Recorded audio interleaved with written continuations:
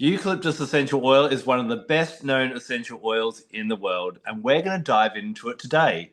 And I'm feeling rather guilty as an Australian that we have got so far through this series, we actually haven't dived deep into one of the oils that surrounds me in my life every single day with big trees. Someone who loves eucalyptus, a little less than me. Liz, how are you today? I'm good. I'm excited about this because it is an oil that you have to write a lot about in aromatherapy. So I've got a lot to say about it, I think. Excellent. But it's really interesting. We've had this kind of ongoing conversation in previous episodes how energetically the Australian oils, for some reason, just don't seem to excite you or resonate with you that much, do they? No, it's funny. When Deb came across, Debbie Atterby and I did a face-to-face workshop. Uh, Loads of people came to Ludlow. We had a lovely party and we had a great workshop about lavender and eucalyptus. And so I've gathered huge numbers of different types of eucalypti, maybe. Is it eucalypti? And they just sit on the shelf, I'm ashamed to say, because they just don't speak to me that much at all. But of course, I use Eucalyptus globulus a lot. I think it is worth pointing out as well, if you are maybe not Australian, you may not realize this, but there are actually 700 different species of eucalyptus trees around Australia. So it's not just one tree that produces this essential oil. Many of those trees, although they produce an essential oil, it's not distilled commercially or anywhere at all because you're getting very similar chemistry. And you will find in a large majority of them, they have that similar kind of eucalyptus smell that you would all think of as well. Now, of course, there are some unique species. There are ones like lemon eucalyptus, also known as lemon scented gum, and also lemon ironbark, and their leaves have a very lemon aroma. There is a peppermint gum that smells a bit like peppermint, and there's also a strawberry gum, which is a little lesser known, but the essential oil from that actually comes out more as a solid than it does an essential oil at room temperature. So there are those, but there are kind of lots of different eucalyptuses that have that eucalyptus smell, as I was saying. We might have to get Debbie Atterby together and we might have to go through some of them in more specifics, but we're going to kind of focus a bit more today on Eucalyptus globulus, or as we would call it here in Australia, blue gum. Oh, I didn't know it was called blue gum. That's interesting. Yeah, so you talk about that eucalyptus smell. So I think most aromatherapists would know that smell by a kind of number code, which is 1,8 cineole. But if you read sort of scientific literature, quite often it's listed slightly different under a different name, which is eucalyptol. So that 1,8 cineole is effectively what is making the scent of the eucalyptus oil. And of course, it's really important for breathing problems, particularly if you've got a cough or a cold or catarrh, because it's really good at breaking that down. And I always like to think about how, I mean, I don't even know if this is like legend and true anymore, because quite often the stories get changed. But it was said that part of the sort of process of Europeans coming into Australia made essential oils possible because the First Nations didn't necessarily use pans. And so what they were doing was throwing the branches of the leaves onto a fire and then inhaling the fumes. And then it said that Captain Cook and his men were making tea, of course, and they'd seen, and they said, "Well, why don't we try boiling these leaves?" And of course, then you have these enormous vapors coming off. But I always like to reflect on that because I think that the very best way of using eucalyptus oil is really similar to the way that they used to use it. And rather than using it topically or any of those ingesting things, I suppose technically this is ingesting, but still, is to actually, if you've got a really congested sore throat or chest, is to kind of breathe the vapors, to gasp them in, to get the vapors down onto wherever he's having the problems. So I really like that it kind of stays kind of true to the original medicine. Yeah. Yeah, that's really beautiful. I love that technique. And yeah, it's such a, because Remember, you've got to remember that Australia around is about the same landmass as the USA. It's rather large, and so we do have lots of different species. So yeah, it is interesting in all the different cultures that we have in Australia. Many of the different lands would use eucalyptus in that way. It just kind of travelled around the entire country of getting that in there and smoking the leaves, not so much as in a cigarette, but getting that smoke and that steam out of them by putting them on hot coals was used everywhere, both for physical benefits, but also for spiritual benefits as well, spiritual reasons. Yeah, I mean, I was reflecting on this when I was editing one of our videos yesterday. I think I was editing coriander, and we were talking about how you could use different oils to do kind of the same thing. Mm. Um, and it was only sort of listening to it occurred to me, well, yeah, that's obvious because traditionally you'd use the plant that was closest to you. So you wouldn't have used blue lotus if you were in Europe because you hadn't got a blue lotus. Do you know what I mean? And so that kind of gets confused when we're talking about all of the range of essential oils that are at your fingertips. But yeah, I would have thought in a country as large as Australia, you would use the tree that was growing closest to you. Yeah. Yeah, very much so. Now, I love what you're sharing about breathing it in, kind of through the mouth.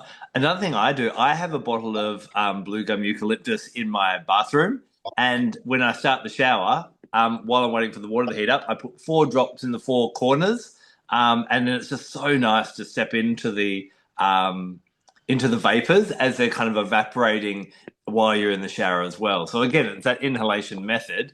But it's another way that I love it, and I just thought I'd share that for people. They may not have thought of popping one in the bathroom and doing that for just a daily spa treatment, but it's also going to have some respiratory benefits as well. Yeah, I think those kind of techniques really came to the fore, didn't they, when in COVID, for example, when we were just trying to think of as many ways as possible to protect ourselves. And one of the things that really struck me when we were going through sort of the learning about COVID, if you like, was the understanding that 1,8 cineole was both virucidal and antiviral. And actually, I don't think even before that I knew the difference. I was just like, oh yeah, that's same way of saying the same thing, but actually that's not true. So, for example, if you have I don't know, cooked raw meat or something, and then you want to sterilize the surface to make sure there's no bacteria, then you would use a virucidal agent. In other words, to stop being able to pick up the bug. But an antiviral is right. Okay, well the bug's in my system, but the body goes, but you're not going to proliferate. So this antiviral means it stops the virus actually moving. So the fact that it does both is really quite a powerful thing. That it actually can stop you picking up the bug, and then it's antiviral as well. And it does that because it's when it's cineole is able to stop a virus actually it says unenveloping basically, or maybe unenveloping maybe, but basically that it can't actually open itself up to latch on to any kind of receptor that will move it through the body. So it's very powerful from that point of view. So in other words, if you have got a cough or a cold, not only do you use it for its decongestant abilities, and that's more down to alpha-pinene, and I'll talk about that in a minute, but also you want to be able to be putting it into the environment to stop everybody else catching it off you too. So putting it into a diffuser, or from my point of view, I say evaporator, so that the molecules are spread throughout the room is really, really powerful. And if you think about how and even actually, so this isn't globulus, this is smithii, but just put that into some boiling water. The whole house gets full of this vapor, which is clean. And so if somebody is really poorly with something like pneumonia or a really bad flu, then this is a really great way to really clean the environment of the whole house. Yeah. Mm. So we talked a lot about eucalyptus and the respiratory system. It kind of has stabbed its authority as being the premier oil for the respiratory system. Can it be used for, or would you use eucalyptus for any other system of the body or for other health complaints? Yeah, well, before we move on from that, alpha-pinene is a really interesting molecule. And so eucalyptol, 1,8-cineole, makes up usually around about 60% of the oil, depending on where it's grown, how it was distilled, all of that stuff. And then alpha-pinene comes next. And anybody who watched my videos a couple of weeks ago about frankincense will know a little bit about the chirality of alpha-pinene. So what happens with alpha-pinene is when you shine a light through the molecule, we look at the olfactory index, it will either shine left or shine right. And what that tells us is about the fact that it's either a left-handed molecule or a right-handed molecule. And our bodies will have certain receptors that will look like they're the same, but one will be left-handed, one will be right-handed. And alpha-pinene can be left-handed or right-handed.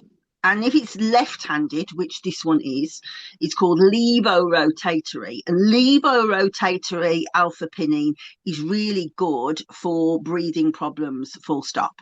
So in particular, things like bronchitis. And so with bronchitis, it's easy to think, okay, that's an infection, but it need not necessarily be that. So, for example, it would be hard to know this about me, but I have COPD.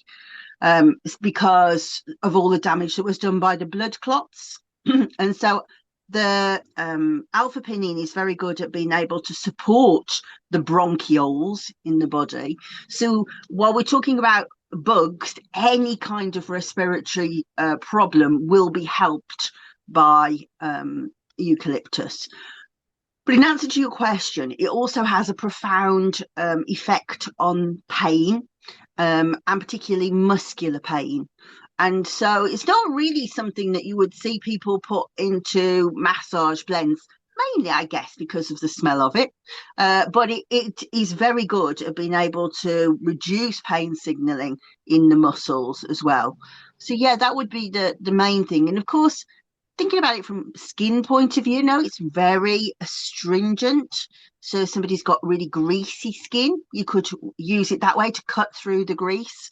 But I'm a big believer that, if you had like a freelancer, a member of staff that you just wanted to, you thought, well, this person's absolutely fantastic at social media, that's what I'm going to use it for. You wouldn't ask them to do admin. You'd go and find somebody else to do admin.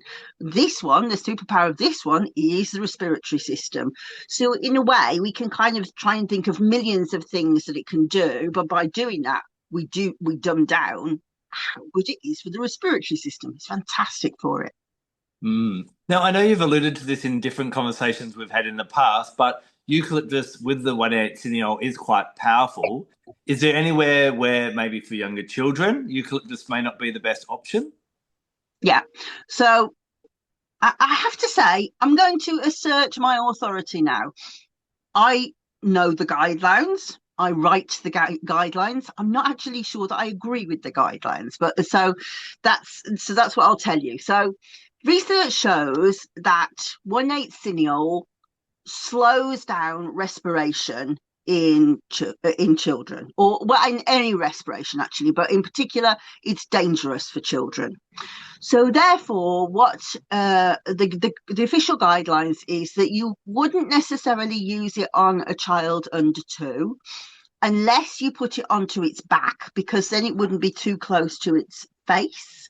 And then they would be able to use it, but you would only use tiny amounts of the oil. So ordinarily, if it was an adult, we would say 3% dilution. If somebody was in a weakened state, we would say 2% dilution. And normally we would say 1% dilution for a child. But in this case, we say 0.25% dilution. That is the guideline. And that is what I write. And to be honest, I think that is true. If a child's got a cough or a cold, frankincense is probably going to be better for them, specifically frankincense carterii, Boswellia carterii, because of this same thing with alpha-pinene, actually. But As somebody who suffers from bronchial infections, I know how awful it is. And bronchitis, infant bronchitis, is the fourth biggest killer of children in the UK. So I think there is a danger of being overly cautious about this.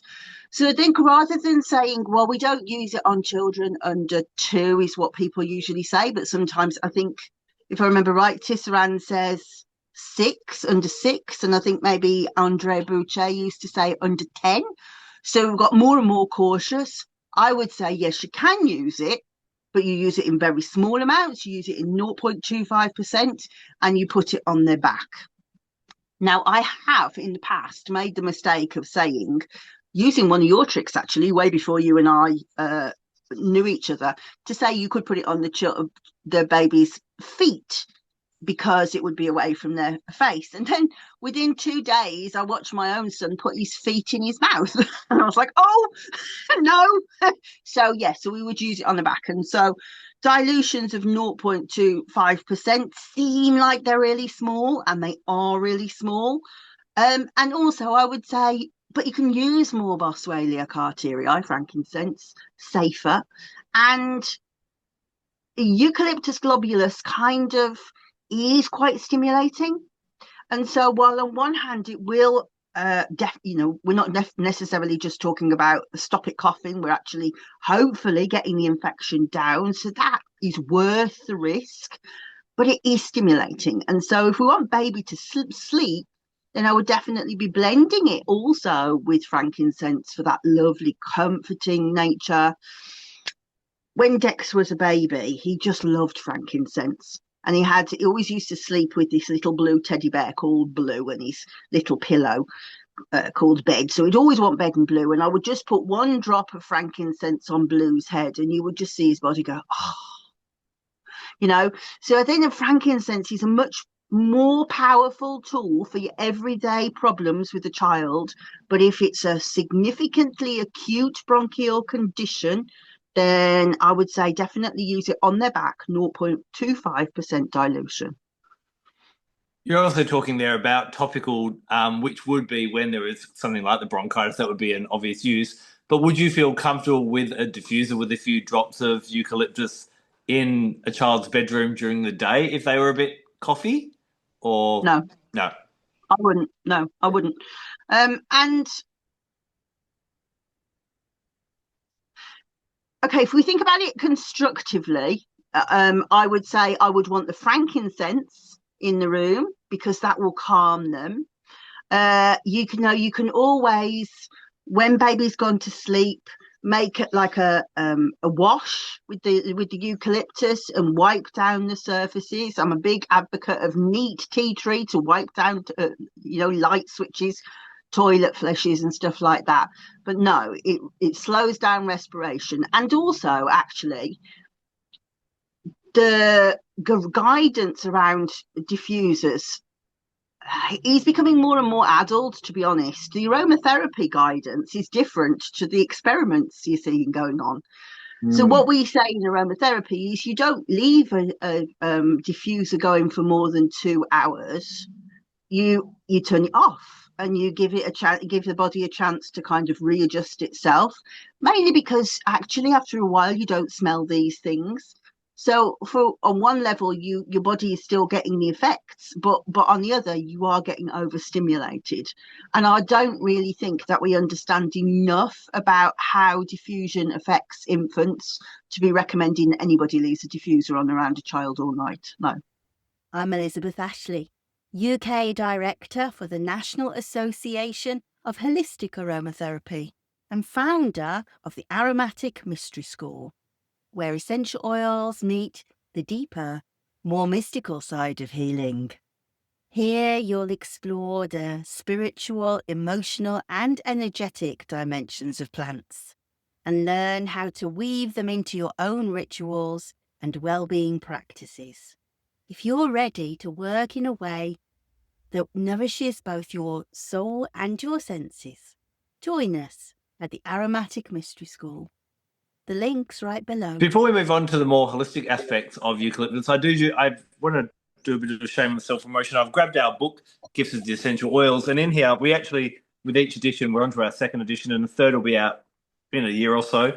But we keep on adding more and more eucalyptuses because I get my hands on them, and to me, they actually do speak a little bit different. So I wanted to make sure I got them all right. So some of the common eucalyptuses that you'll find. Now, we've obviously got blue gum eucalyptus. Now, one thing that this has been used for, as well as the respiratory in First Nations, it's very, very cooling.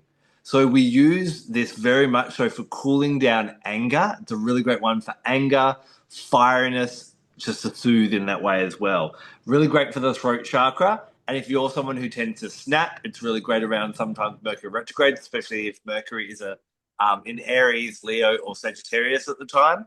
Really beautiful for just helping us to calm down and communicate a bit more calmly as well.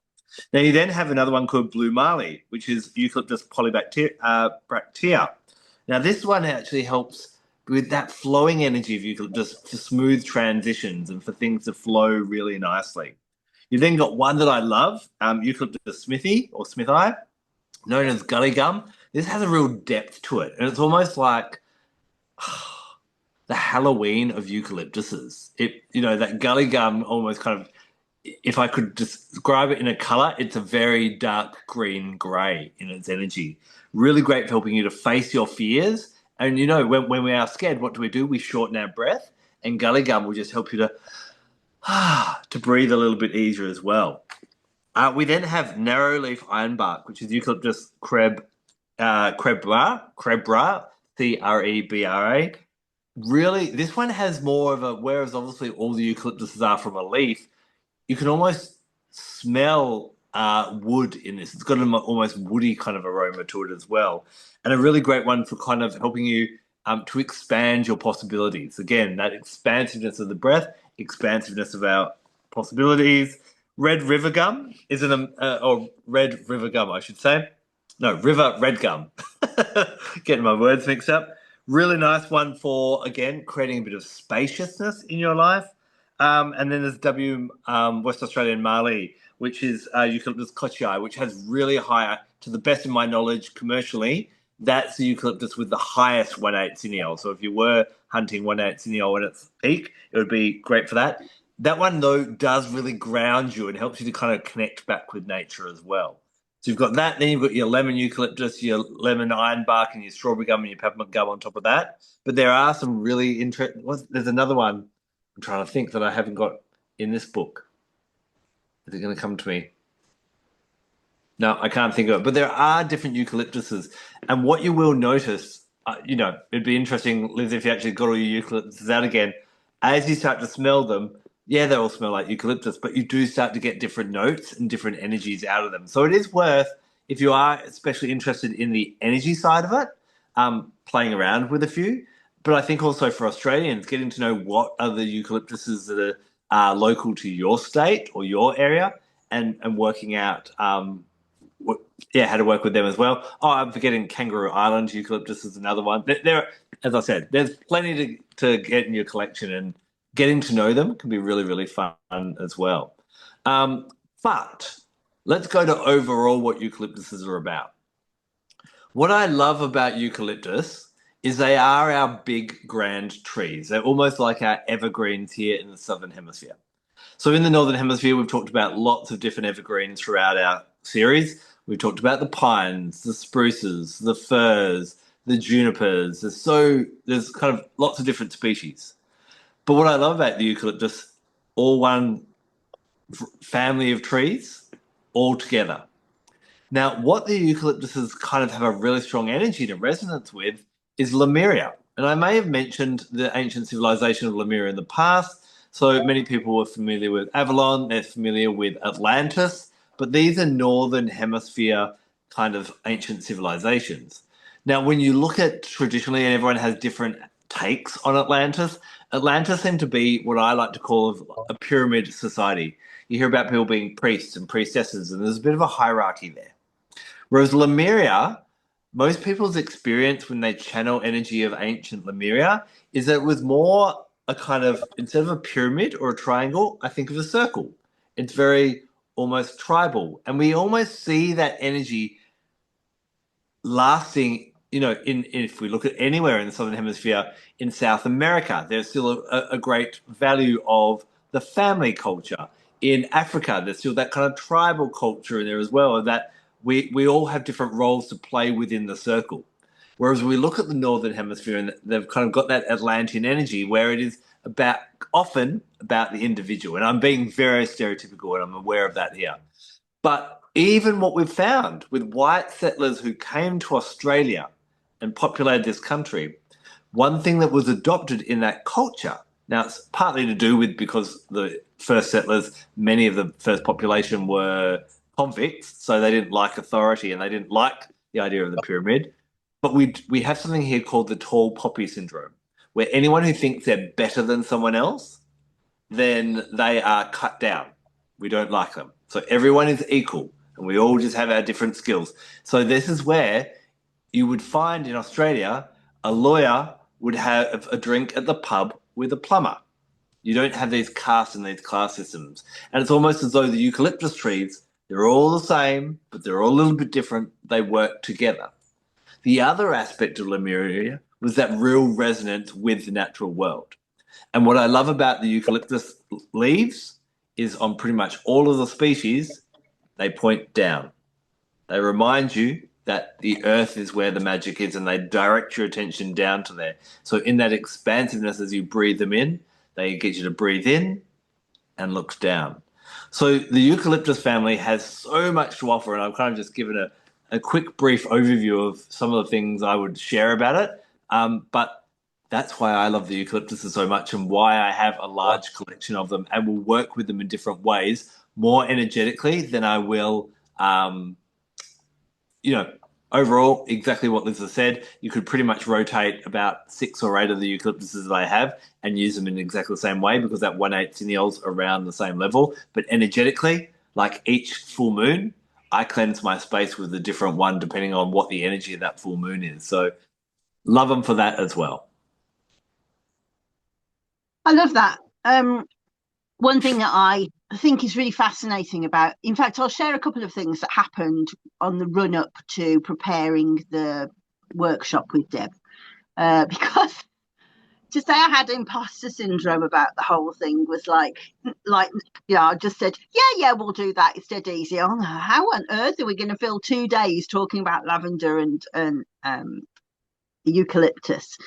And concurrent to that time, I was also doing some work with a lady called Ariella Daly, who was the lady who had helped me with my bee shamanism. And she was doing a fantastic series of lectures through the Shift Network, actually, about connecting with nature spirits. Well, obviously, I've done my share of connecting with nature spirits, but I was like, well, okay, this is what I need. I need to really be able to connect to this flipping plant that's supposed to be so important to the dream time in Australia, and I can't get anything from it. So I jumped on this course. And so nothing really happened the first. I think, if I remember right, it was 4 weeks, and nothing really happened the first week. But the second week, we did the figure of 8 walk, which is really powerful in bee medicine. And I was like, okay, this is a really clever idea. I hadn't thought of doing this. So we had to do this like figure of 8 walk where we went on like a shamanic journey to connect with our nature spirit. And what I saw was a Tasmanian devil. And I was like, well, I know nothing about these beasts. What on earth is this all about? So I wrote it all down, and then, but there wasn't much more to say. But I spent the next week really researching. Well, what are they? And it turns out they live in the Tasmanian eucalyptus forest. So that was like, oh, that's quite cool. And then I discovered that they have this very sad illness. Well, actually, first of all, I discovered that Chris Hemsworth, he's like a big advocate of them, and I was like, right, I'm in, because he's so gorgeous. I'm in, right? What's he doing? And he was campaigning to try and find a way to settle them into Australia because there's a plague of mouth cancers Yeah, it's going around. And they a have been, contagious cancer. yeah, really, really painful cancer in their face. And so that was, so I was like, oh, poor things. And and I spent a lot of time thinking, well, could eucalyptus help them? No, I think I'm going down lanes like that. Well, I don't know. Anyway, so the following week we did a different shamanic journey, and I was like, I can't finish this. I feel so sick. I've got such a bad headache. I've got to sit this out, which is not something that I do.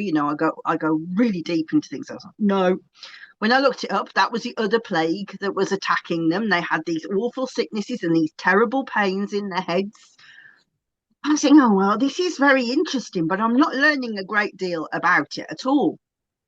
Then the fourth week, I went outside to the eucalyptus bush, and lo and behold, there is a bizarrely very large spirit, this sort of colour, stooping by the tree. And I just stood there and it looked at me, and then it had gone. And I was like, well, I've imagined that. There's no way that happened. But then 2 days later, one of my best friends is a really good artist.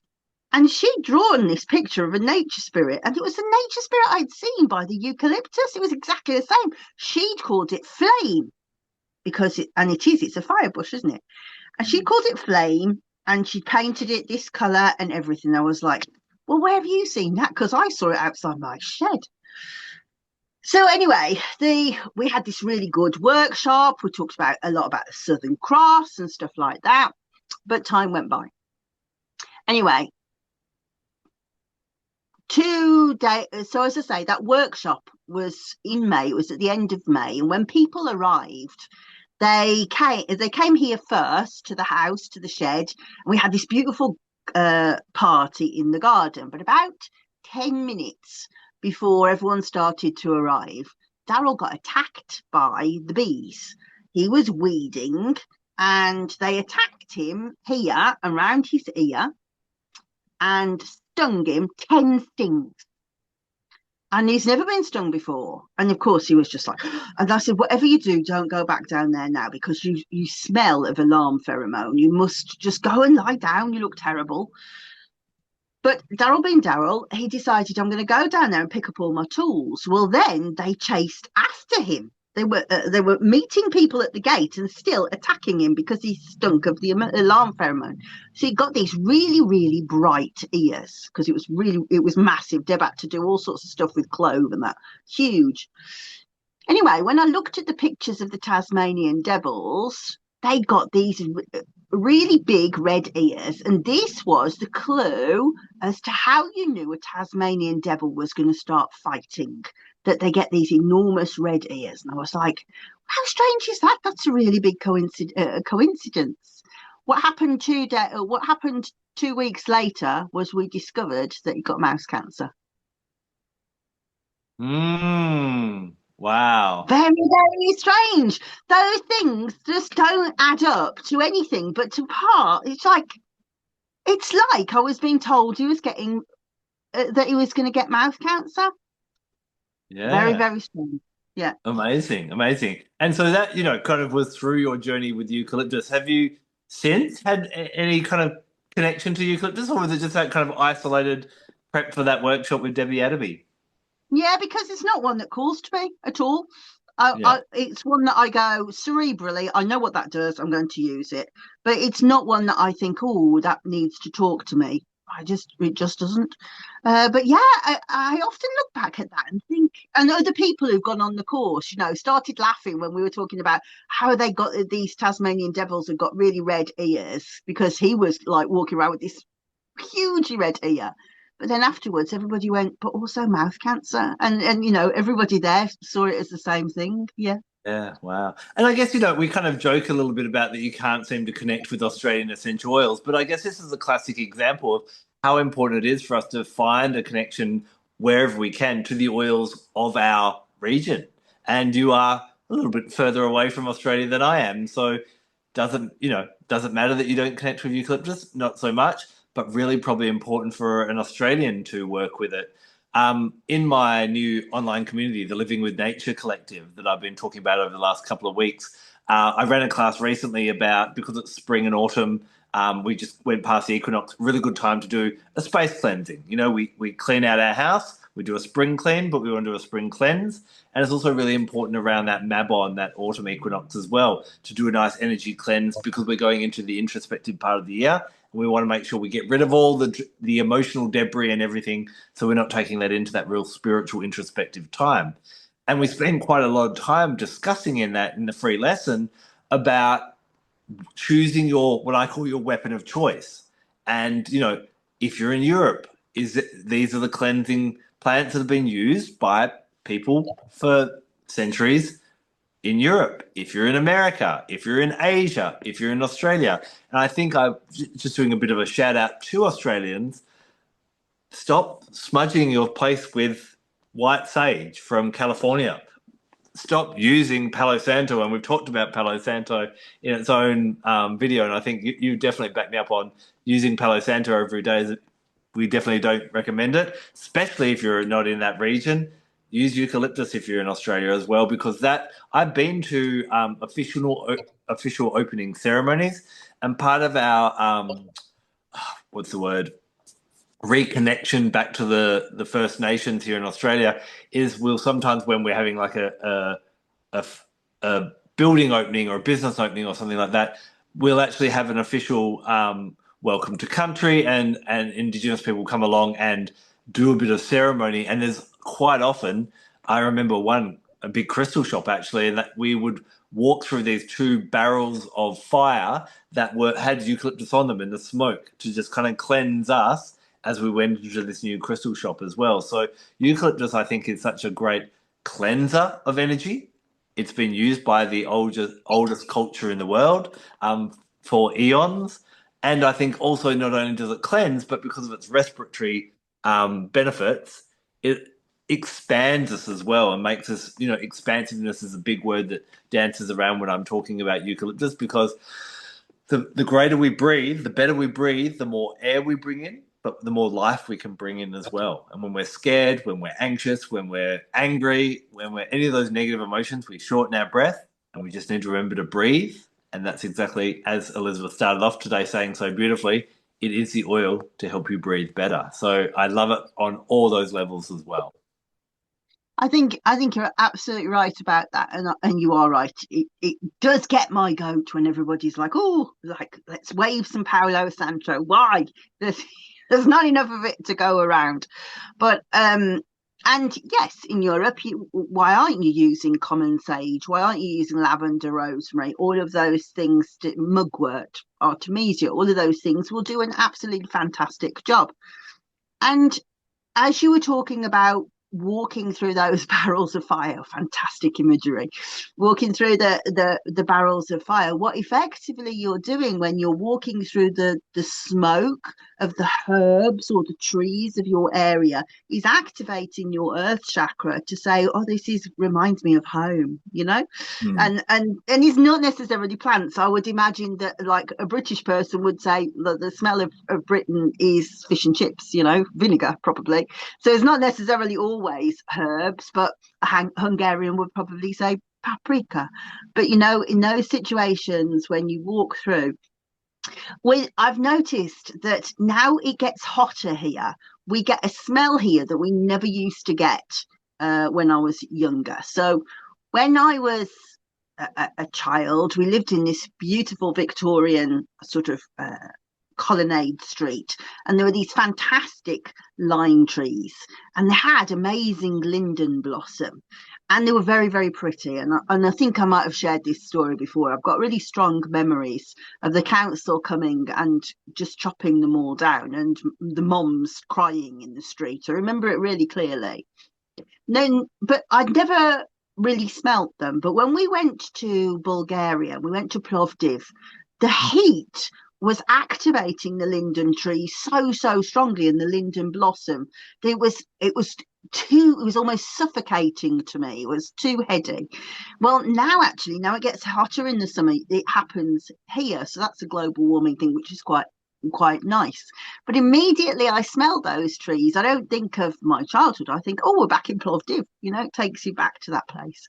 Yep. So the cleansing is as much about not just removing the negative energies, but also aligning to where your energies should be.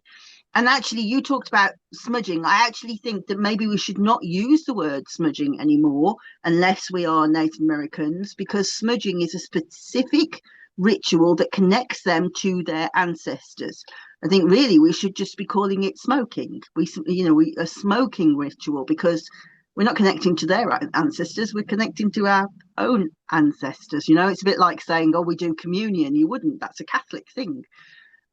So that's a religious festival for them. But I think these smoke rituals are really good at being able to kind of center us to what we're supposed to be, rather than being surrounded in our etheric bodies by everybody else's rubbish, or all of the things that we've accumulated. It brings us back to ourselves and back to the lineage that we come from. Yeah. One point I just kind of popped into my head as you were talking then about, Australians are used to that smell. And yes, we do. On those hot, stormy days, you will smell the eucalyptus in the air. It's like living in a very large diffuser. It's lovely. But what we've also got to be mindful, and we've talked about this before with other essential oils, is you've got to be mindful of quality. And people are probably used to the smell of eucalyptus, but the quality of the eucalyptus, you can buy it in big, big bottles. I know you can in other countries as well for cleaning and different things like that. The quality of that eucalyptus is not going to be the same as a eucalyptus that's been distilled for aromatherapy purposes. And that's where these oils that I was listing off before, where you can smell the difference of them. And even just a plain blue gum or the globulus, the Eucalyptus globulus that you were referring to, or radiata, which is also a well-known one, an aromatherapy one compared to those mass distilled ones, very, very different. It's kind of like citronella candles versus citronella essential oil. Citronella essential oil is probably my favorite lemon scented essential oil. Yeah, I think you're right, and potentially those mass-produced ones aren't even distilled. They're probably synthetic versions of 1,8 cineole, so that they can replicate it over and over again. But I agree, one that's been distilled, ideally by an artisan distiller, that's nice and slowly distilled, so you get more sesquiterpenes through, is going to be infinitely better than something you buy in the supermarket, definitely. Now, to lead us into our conversation that we always like to wrap up with, for you, is there a chakra that you would resonate eucalyptus with? Yeah, so one of the other things that I really loved learning about, as you know, I like to know how the plant interacts with insects. And when it flowers, it gets this beautiful white sort of star flower, doesn't it? Like I think it's called maybe an asterion. And these are covered in pollen, covered in nectar. And while it gets pollinated at night by lots of bees and wasps and all of that stuff, one of the favorite things that I watched was this fantastic migration of bats at night to drink all of the nectar. Well, Paracelsus says that the things that are so full of nectar, and he uses Melissa actually as the example of this, things that are rich in nectar and so feed a lot of animals, are for the heart chakra. And so the fact that it's lungs as well, respiratory system, all of that is ruled by the heart chakra. That would be the one I'm going to say. I feel like you might say brow chakra. No, if I was being generic with the eucalyptus family, I do go throat. I guess it's that opening of the throat, the support of the respiratory system, all that type of thing.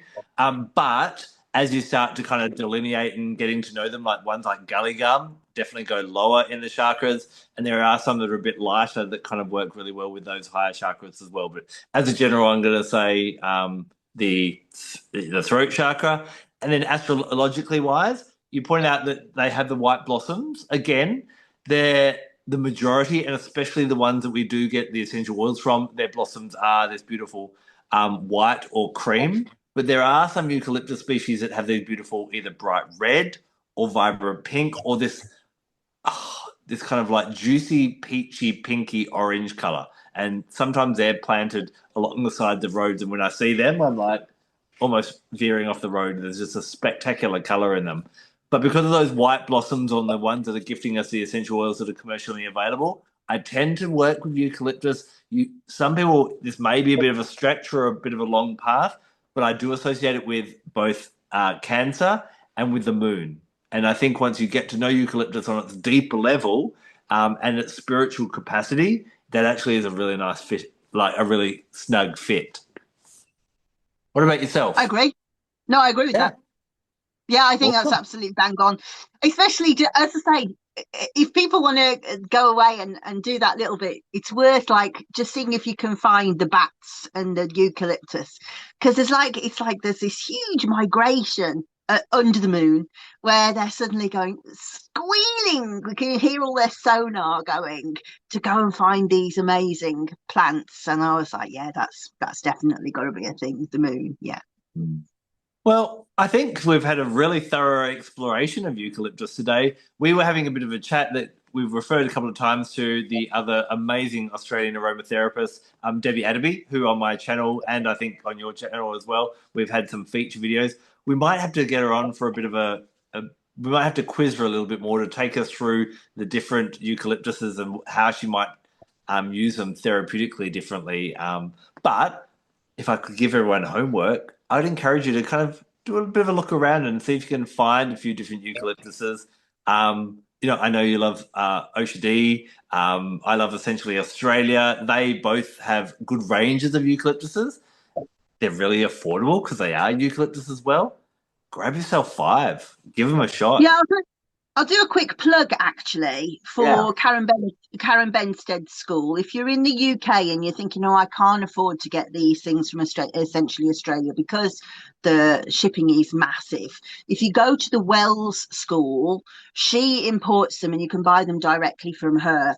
And as you say, Essentially Australia, I've got a beautiful radiata. Kangaroo Island is my absolute favourite. It's really soft. It's beautiful. And peppermint gum. I think she probably does more. But if you have a look at the Wells School, she's got those rather than you having to go all the way to Australia to go and get them.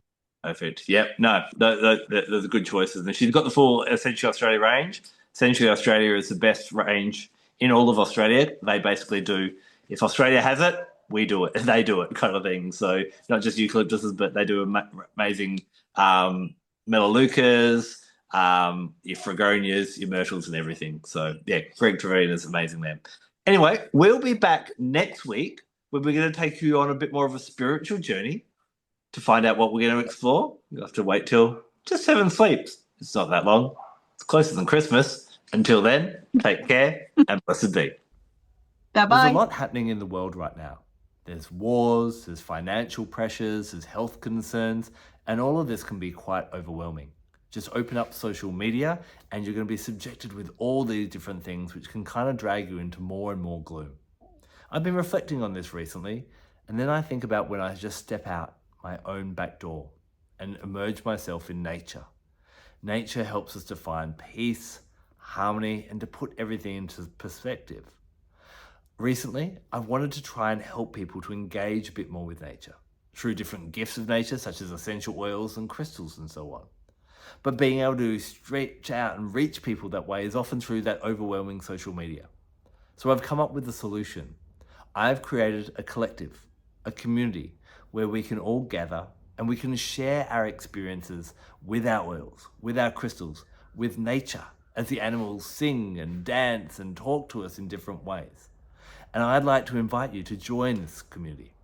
It's called the Living with Nature Collective, and it is available to you to come in and interact and meet like-minded people. Our life is generated by what we give attention to, and it's time to start giving more attention to nature in a way that you're not surrounded by other barrages of information. I'd like to offer you a 7-day free trial for my new collective. And if you look at the link below, you can click today and check it out. Come in, introduce yourself, meet other people, and be able to experience live classes, pre-recorded classes, conversations, polls, work out what's happening astrologically, what crystals are the best for you right now, and have your questions answered by me and other experts as well. I'm really excited to launch this new initiative of the Living with Nature Collective, so please check out the link below, come say hi, and I look forward to seeing you there. Life moves fast. There's constant noise, urgency, and pressure, and so much happening in the world right now that can leave you feeling depressed, drained, defeated. Somewhere amongst all the noise, you feel a quiet calling within, suggesting that something is missing. Like you've drifted away from what really matters. But nature hasn't gone anywhere. She's still there, waiting for you to return. That's why the Living with Nature Collective exists. A global, interactive community of like-minded people. Your tribe. Discover how to return to living in flow with the seasons. Blossoming, shining, releasing and pausing with the land. Each week, you'll discover simple ways to connect with crystals, essential oils, astrology, the moon, animal wisdom, angels, and more. If you've been looking for something, you've found it. Step back into the garden, the forest, the ocean.